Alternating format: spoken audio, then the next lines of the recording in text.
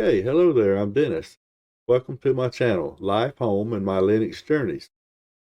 And in this Linux journey, we're going to install Arch Linux, but we're going to install Arch Linux with a further goal in mind. We'll get to that about halfway through this video. About the first 8 minutes is going to be the actual installation of Arch Linux with the Xfce desktop. And then once we get beyond that, that's another video that I've actually prepared to do this video. And the video is going to start off with a typical Arch Linux installation with the Xfce desktop. You're going to have the steps. It'll be sped way up. What took about 25 minutes to do, I shrank it down to a little under 8 minutes. You'll have plenty of titles to follow. The steps will be in order, so all you have to do is just pause the video and carry on, or follow it, or whatever you're doing. Install Arch Linux with the Xfce desktop. Now, the installation is just a base install in order to accomplish getting the Xfce desktop installed over the top of Arch. We'll carry on from there. You may want to be prepared to pause the video so that you can see what's the titles on there. For example, right in the beginning, show you the instructions on how to connect if you're using a Wi-Fi. At that point, you may want to pause the video, connect to the Wi-Fi, and then press play to continue. Let's get started here. Let me click over to my other screen. Okay, so I've got the specs there in the VirtualBox using Oracle's VirtualBox, UEFI install. Here's the way to connect to the internet via Wi-Fi using the IWCTL command. And here we are at the prompt. Now this is March. This was April's ISO. And things have changed, as you know. They have a guided installer at this point.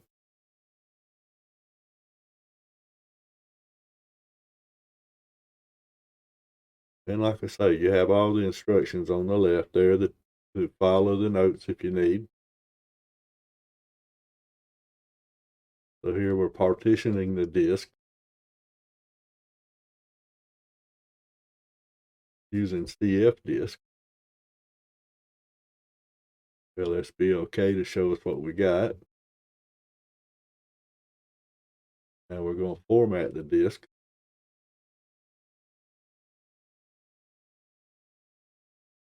We're going to use the ext4 file system, extended 4. Now we got to mount those, so we're going to make a directory to mount our SDA4 to.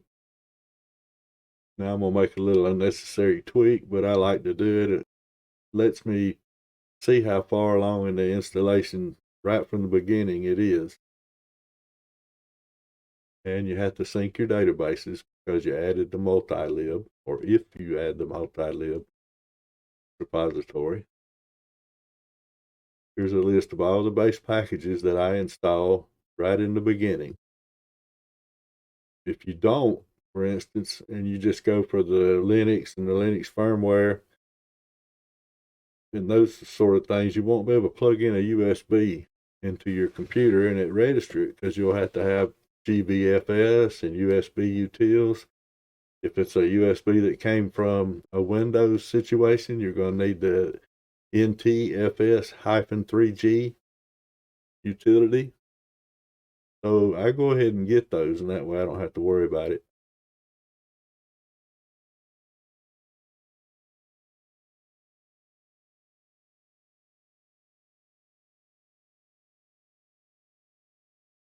And this is sped up probably about 200%.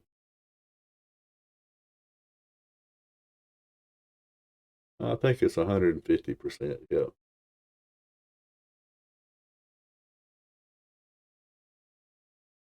But it's the entire installation. You can actually pause it and see what everything is getting installed.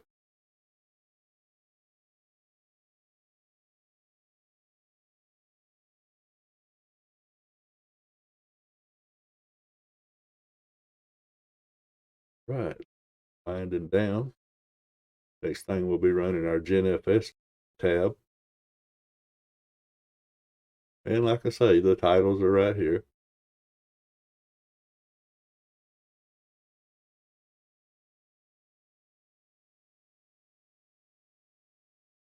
It's kind of just to show you exactly what I did so you'll know what kind of system I'm working with.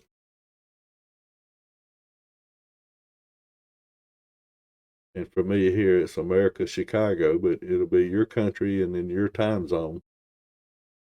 Setting the hardware clock.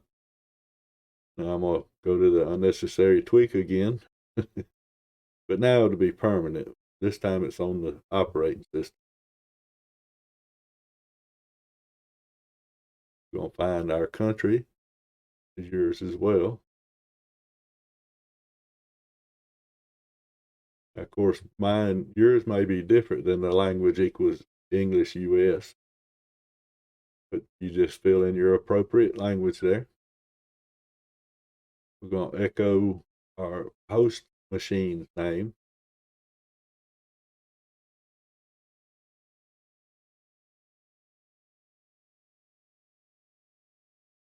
I wish I could type that fast in real life. I may could have when I was young. Younger. Here we're going to add a user. And the end will be me, but it'll be whatever user you decide to use. Gave it a password. Now we're going to give the wheel group some sudo rights here.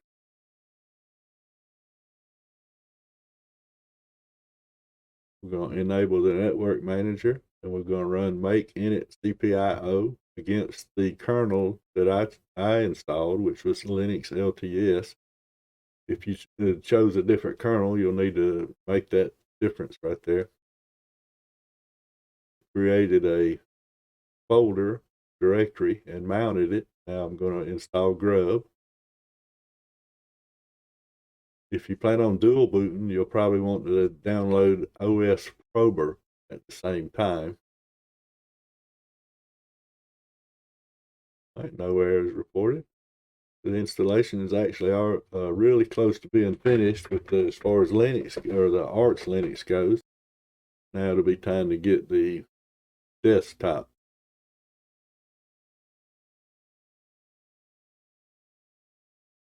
And if you don't think you need all of these drivers, you don't have to get them, but they're just drivers, and a very, very small amount of hard drive space would be used for them.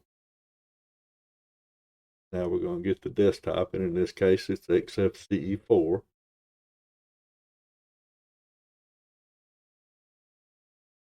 Along with the greeter, like DM greeter.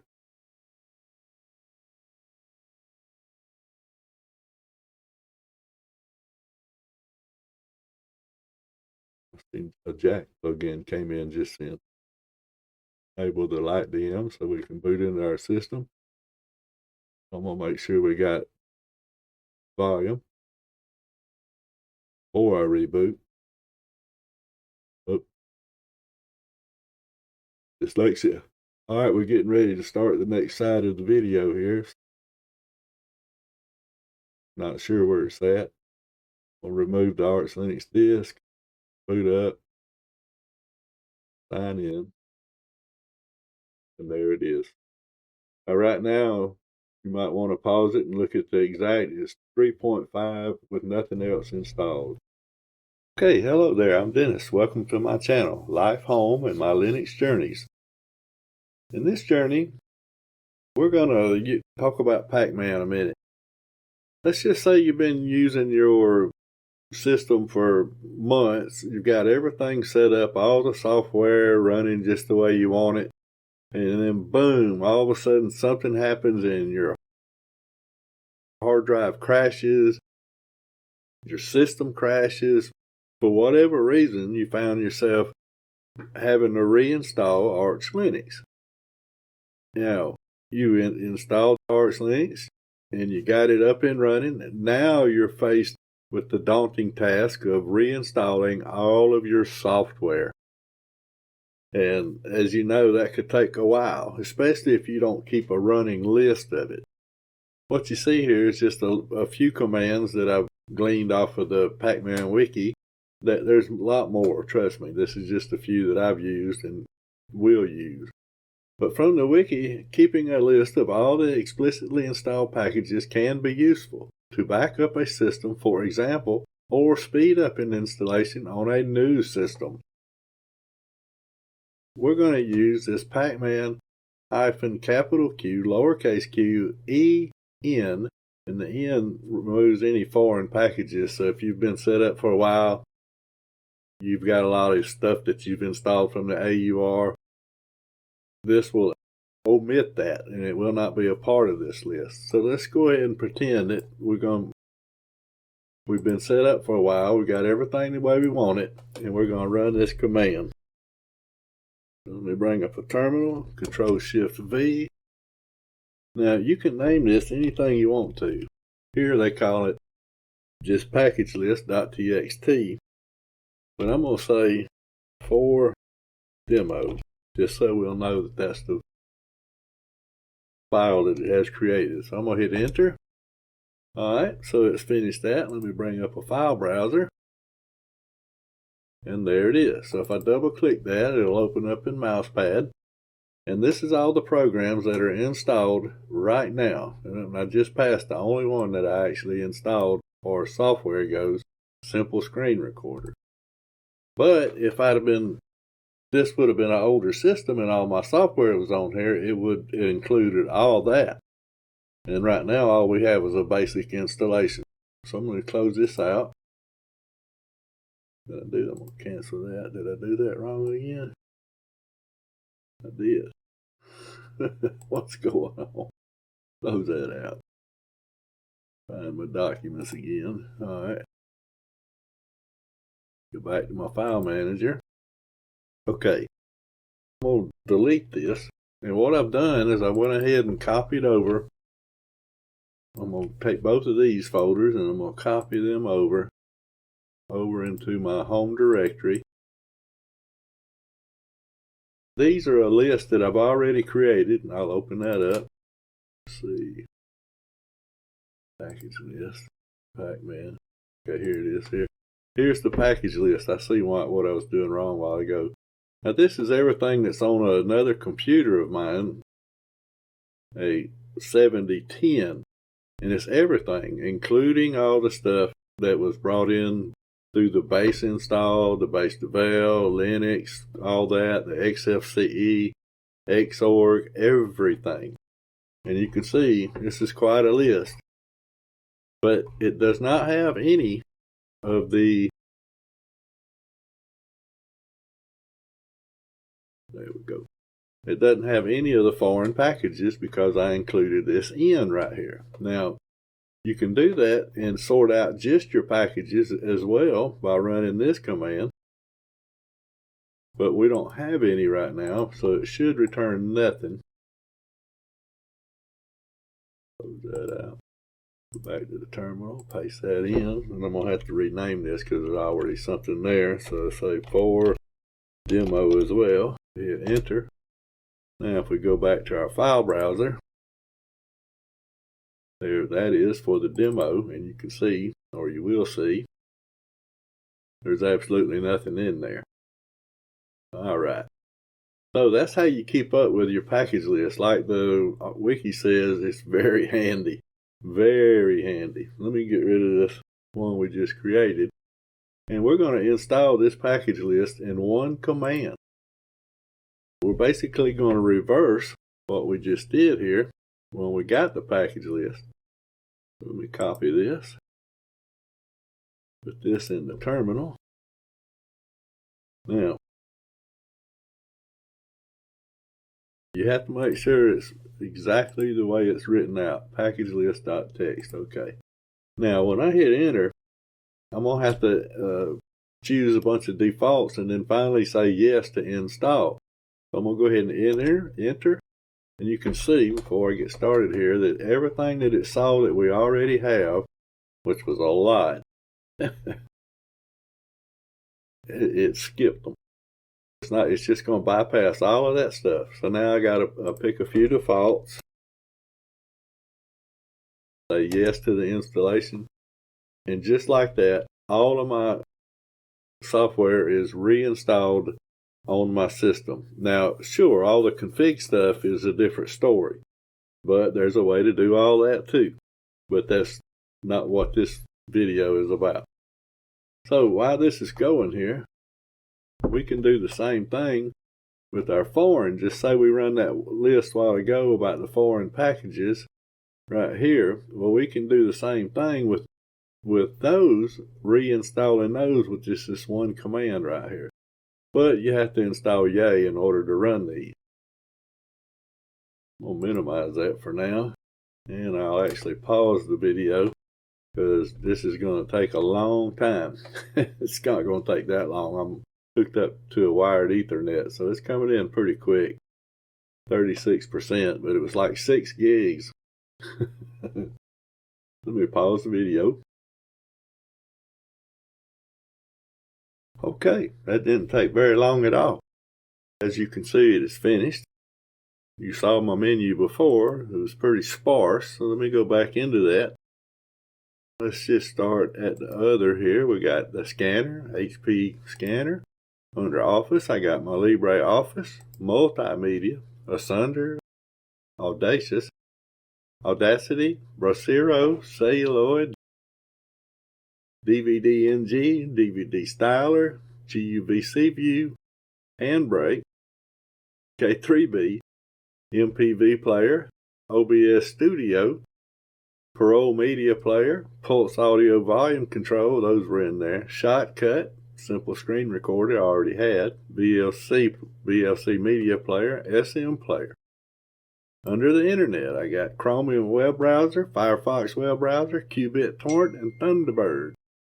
Under Graphics, I got Blender, Document Viewer and Scanner, GIMP, the GNIMP program, Qqdtt, Nomac, Shotwell, and Xane. Under Games, got my Solitaire, Astro Menace, Barrage, Bomber, etc., etc.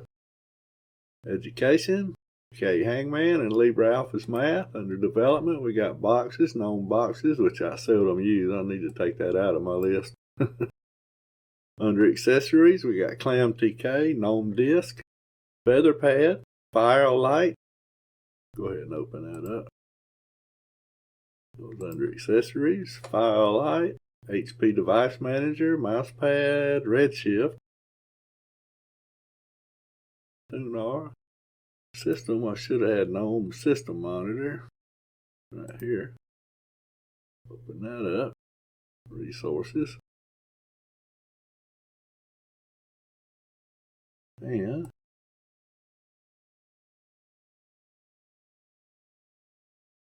showing you how much is on there. So that's pretty good. Now let's see what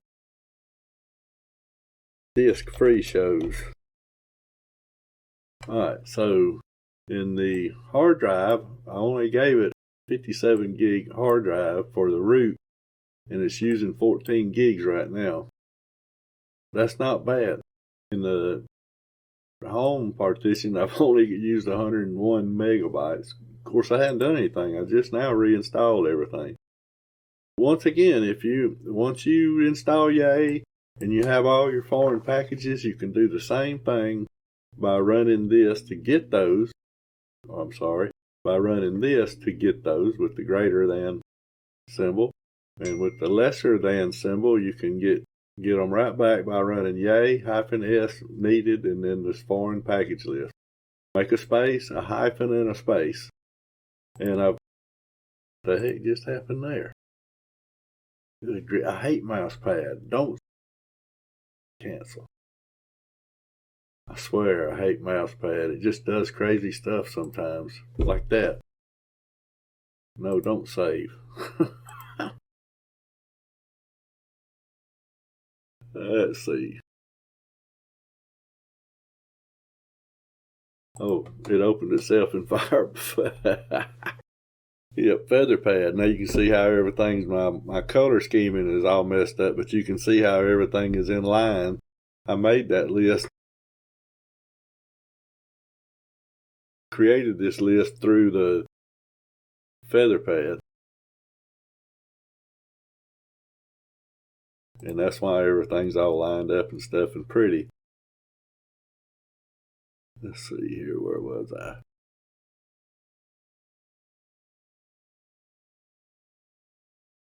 Here we go. So I was on the foreign package list. If you had a bunch of them, repeat that process and get the same package list, get that running this Pacman foreign package list, and install it. You just reverse this, the chevron, and you're good to go. So that's going to complete this video. You cannot hardly beat Pacman. Of course, now you can do most of this, if not all of it, in other distributions. Ubuntu, I'm pretty sure, Debian probably, and some others. So it's not like it's just super special, but it's super special if you run Arch and you have to reinstall all your programs. Oh, let's do that. Let me bring up a terminal. Go back into my file manager real quick. Let me move these into my documents. Skip. They're already in there, so I'm going to just delete them. And now let's up arrow that command. And let's get a package list again. And it was that pretty quick. And there it is. I'm going to open that up. And they're just that quick. We've got all the programs that we've installed, a list right here. So we don't have to worry about, oh, did I forget to install the Noto fonts? Did I forget to install OBS Studio? Or what about all those mouses I had, or mice that I had installed, the themes? You don't have to worry about it. Pacman take care of that stuff for you. Alright, well, that's going to complete this video. I appreciate you watching. Y'all have a good day. Peace. Bye.